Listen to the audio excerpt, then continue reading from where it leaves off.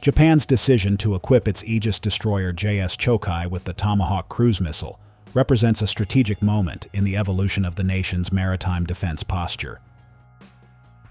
For decades, Japan maintained a strictly defensive approach, focusing on ballistic missile defense and coastal protection.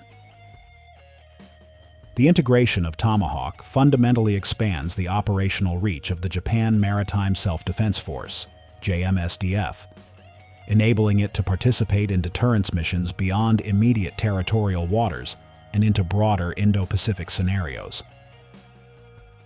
For a Japanese audience, this development must be understood not as a departure from constitutional restraint, but as an adaptation of deterrence capability to a rapidly changing security environment.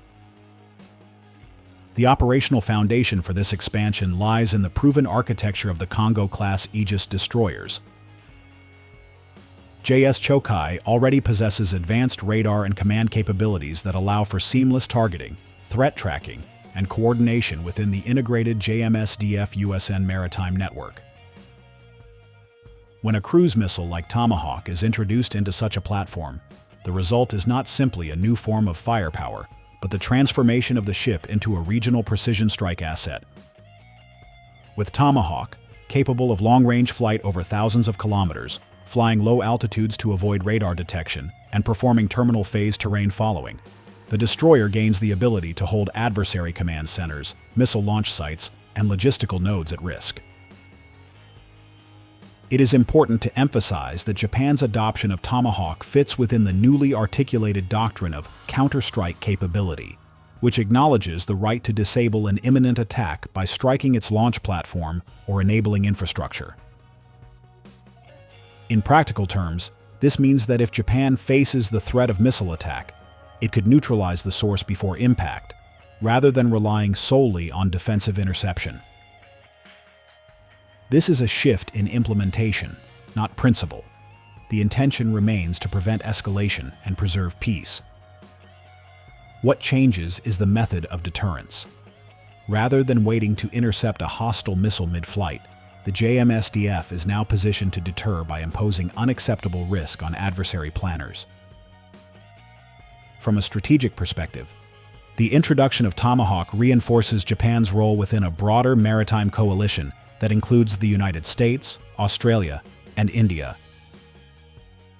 In the event of a crisis in the East China Sea, the Taiwan Strait, or the Philippine Sea, JMSDF destroyers equipped with long-range strike capability would meaningfully contribute to joint mission planning, target prioritization, and distributed strike coordination across a networked fleet.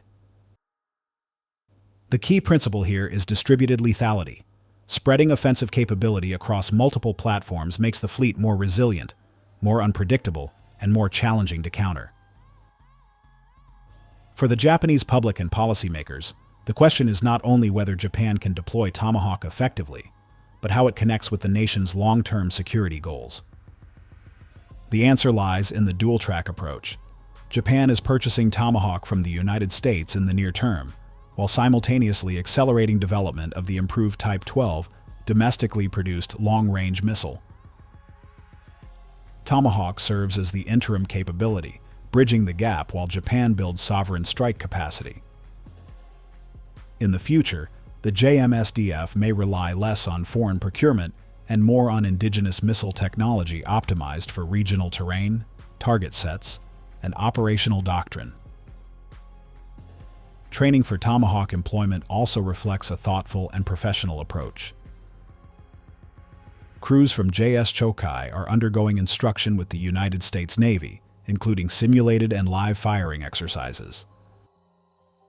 These are not symbolic gestures, but rigorous operational preparation. Japanese officers are learning how to integrate Tomahawk into mission planning, intelligence fusion, and battlefield damage assessment. They are being trained not merely as missile operators, but as strategic actors within a coalition strike system. Concerns from the civilian sector and neighboring nations may arise regarding whether such capability could escalate tensions.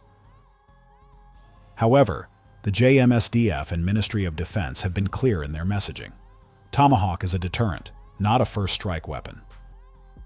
Japan remains committed to transparency, rule-based maritime conduct, and strict legal conditions governing missile employment.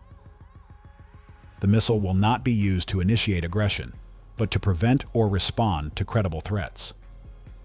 Maintaining this narrative internally and externally is essential to preserving trust and stability. On a broader timeline, equipping JS Chokai with Tomahawk is only the first step. Other Aegis platforms such as JS Kirishima and JS Myoko may follow suit. As multiple ships gain counterstrike capability, Japan will create a distributed strike layer across its surface fleet.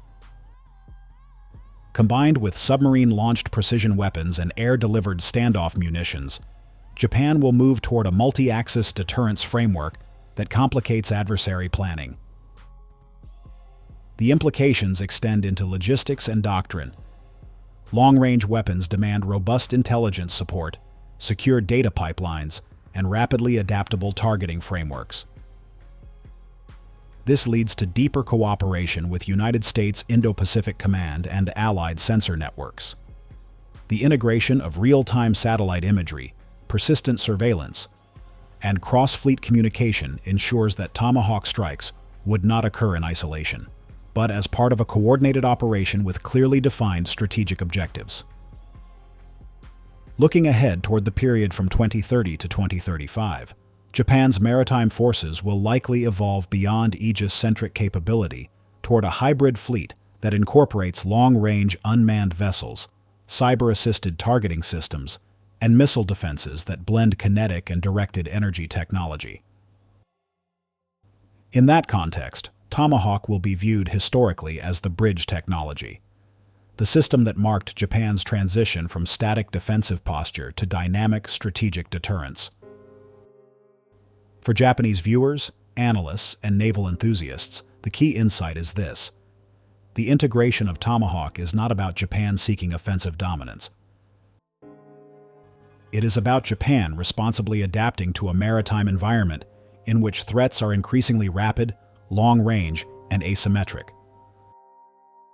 By enhancing the capability of JS Chokai and its sister ships, Japan strengthens its ability to prevent conflict, support allies, safeguard maritime trade routes, and ensure that adversaries cannot confidently threaten Japanese territory or interests without consequence. In that sense, Tomahawk is a weapon of stability rather than destabilization, a tool of deterrence that reinforces rather than undermines Japan's identity as a responsible maritime power.